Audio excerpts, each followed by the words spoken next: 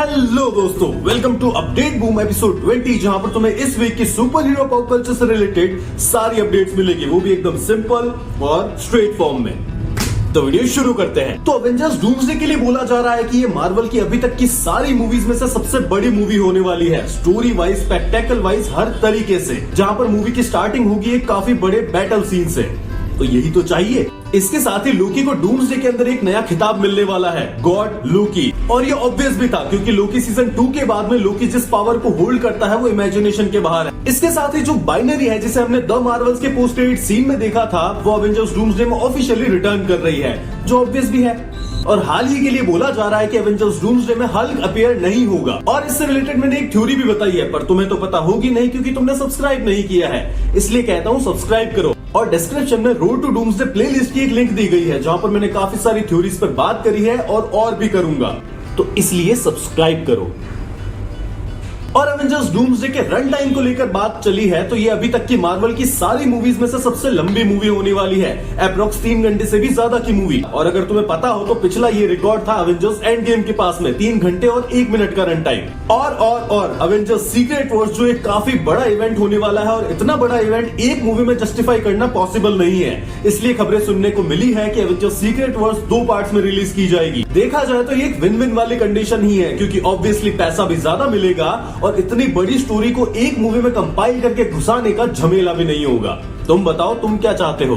इसके साथ ही अब मार्वल के फ्यूचर प्रोजेक्ट्स की बात करी जाए तो सीक्रेट वॉर्स के बाद में ये तो सभी को पता ही है कि मार्वल म्यूटेंट्स पर ज्यादा रिलाई करेगा। तो इसी में स्कारलेट विच मतलब अपनी वांडा का एक सोलो प्रोजेक्ट वर्किंग प्रोसेस में जा चुका है, जो उसकी म्यूटेंट साइड पर ज्यादा फोकस करेगा। इसके साथ ही मार्वल की एक नई सीरीज भी अब कुछ ही दिनों में रिलीज होने वाली है, वंडर मैन, जिसके अर्ली रिएक्शंस काफी ज्यादा बढ़िया आ रहे हैं। और रही बात रॉटेन टोमेटोज की, तो उसे 90% का स्कोर मिला है। और ट्रेलर की बात करी जाए तो ये अच्छा लग रहा था, इसमें कुछ नया देखने को मिल सकता है। पर रही बात रॉटेन टोमेटोज की, तो जब से इन्होंने मिस मार्वल को 95% का स्कोर दिया है, शायद 95 से भी ज्यादा का होगा, मुझे रॉटेन टोमेटोज पर तो भरोसा नहीं है। अगर मार्वल के माल की बात की जाए तो बिल्कुल सीरीज जब आएगी तब इस पर बात करेंगे। और रही बात आर्मर वॉर्स की, जिसे काफी पहले अनाउंस किया गया था, जो एक पहले मूवी की तरह होने वाली थी, फिर इसे सीरीज के अंदर कन्वर्ट किया, तो वो प्रोजेक्ट अभी भी वर्किंग प्रोसेस में है, उसे पूरी तरीके से शेल्फ नहीं किया गया है, जिसको रिलीज करने का सोचा जा रहा है 2027 या फिर उसके भी बाद में। और डूम्सडे को लेकर एक थोड़ी सैड न्यूज भी है, क्योंकि तुम्हें अगर पता हो तो ड्यून 3 और डूम्सडे एक ही डेट पर रिलीज हो रही है। पर ड्यून 3 का आईमैक्स थिएटर्स के साथ में एक एक्सक्लूसिव डील साइन हुई थी कि स्टार्टिंग के 3 हफ्तों के अंदर वही मूवी सिर्फ आईमैक्स थिएटर्स में लगी रहेगी। तो इसके अकॉर्डिंग स्टार्टिंग के 3 हफ्ते डूम्सडे के पास में कोई भी आईमैक्स थिएटर्स की स्क्रीनिंग नहीं रहेगी, जिससे काफी नुकसान तो हो ही सकता है। तो या तो ड्यून 3 अब अपनी रिलीज डेट थोड़ी पहले शिफ्ट करे, या फिर डूम्सडे को थोड़ा सा नेगेटिव पॉइंट झेलना पड़ सकता है। तो ये तो सारी हुई मार्वल की बातें। अब आते हैं डीसी के अपडेट्स पर। तो डीसी में कुछ बढ़िया भी देखने को मिला है और कुछ घटिया भी सुनने को मिला है। तो बढ़िया की बात की जाए तो सुपरगर्ल का एक छोटा सा टीजर दिखाया गया, जिसमें जेसन मोमोआ के लोगो का एक क्लियर लुक दिखाया गया है, जो ऑनेस्टली काफी ज्यादा कूल और कॉमिक एक्यूरेट लग रहा है।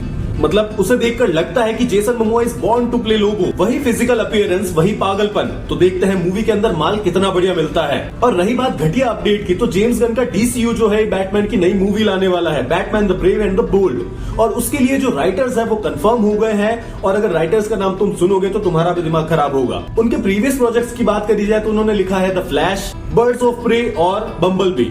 अब डीसी के ही द फ्लैश और बर्ड्स ऑफ प्रे जैसे प्रोजेक्ट्स लिखने के बाद में इन राइटर्स पर फैंस काफी ज्यादा गुस्सा है, क्योंकि बैटमैन जैसे कैरेक्टर के लिए ऐसे राइटर्स को उठाना फैंस को हजम नहीं हो रहा है। क्योंकि तुम खुद सोचो, क्रिस्टोफर नोलन, मैट रीव्स जैसे बंदे अगर बैटमैन को संभाल रहे हैं और उसके बाद में ये आता है, और जैक स्नाइडर भाई तो अपना नहीं रुक रहे, उन्हें अलग ही नशा चढ़ गया है। बंदा हेनरी कैविल की सुपरमैन वाली सबसे पहली इमेज शेयर करता है, जिसमें हेनरी कैविल ने क्रिस्टोफर रीव्स वाले सुपरमैन का सूट पहना है, और इसके साथ ही उसने काफी सारी बिहाइंड द सीन्स फोटो भी शेयर करी है बैटमैन वर्सेस सुपरमैन की, जस्टिस लीग की। अब इस बंदे को समझाओ कि नेटफ्लिक्स जरूरी नहीं है कि इसका माल रिलीज होने ही देगा, क्योंकि जैक स्नाइडर का नेटफ्लिक्स के साथ में जो भी माल रिलीज हुआ है वो फ्लॉप ही हुआ है। रिबेल मून का यूनिवर्स ले लो या फिर आर्मी ऑफ द डेड का यूनिवर्स ले लो। इसके साथ ही अगर पेनीवाइज के तुम फैन हो तो इट की दोनों मूवीज को कंबाइन करके उसमें और एक्स्ट्रा सीन्स जोड़कर एक सुपर कट रिलीज किया जाएगा, जो कि ओटीटी पर रिलीज होगा ऑब्वियसली। और ये चीज एंटी मशेटी का सपना था, क्योंकि उसके अकॉर्डिंग मूवी में सीन्स काफी ज्यादा वायलेंट हो रहे थे, जो थिएटर में नहीं दिखाए जा सकते थे। और अब it welcome to Derry season 1 के सक्सेस के बाद में वो इससे रिलीज करना चाहते हैं। और रही बात इट वेलकम टू डेरी की, जो सीरीज काफी ज्यादा बढ़िया गई थी,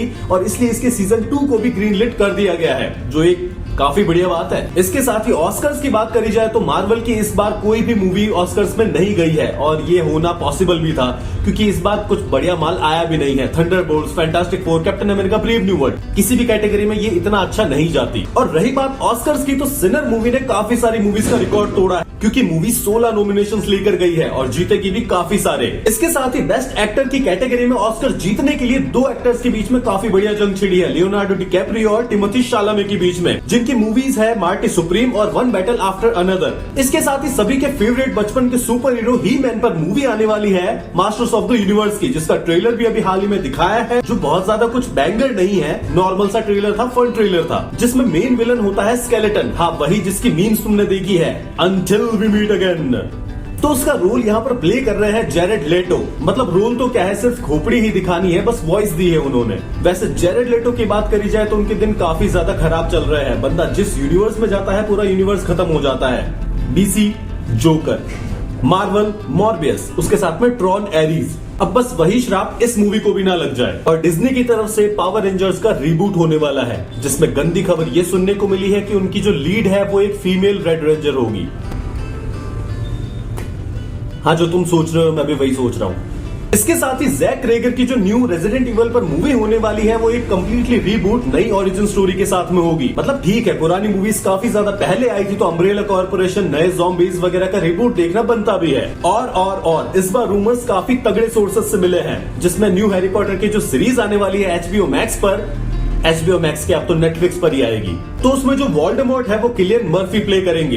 ये पहले भी रूमर्स आए थे पर इस बार स्ट्रॉन्ग सोर्सेस से रूमर आए हैं और अगर ऐसा हो जाता है तो ये काफी बढ़िया चीज होगी। तुम बताओ तुम्हें ये कास्टिंग कैसी लगती है, किलियन मर्फी एज वोल्डेमॉर्ट। जहां सिडनी स्विनी को जो काम करना था उन्होंने किया और अपने करियर की मोस्ट सक्सेसफुल मूवी डिलीवर करी। मैं बात कर रहा हूँ हाउसमेट मूवी की, जिसने 35 मिलियन के बजट पर 250 मिलियन का कलेक्शन किया है और ये सिडनी स्विनी के करियर की मोस्ट सक्सेसफुल मूवी बन गई है। और हाँ, सिडनी स्विनी ने इसमें वही काम किया है जो तुम्हें देखना है और जिसके लिए सिडनी स्विनी फेमस है।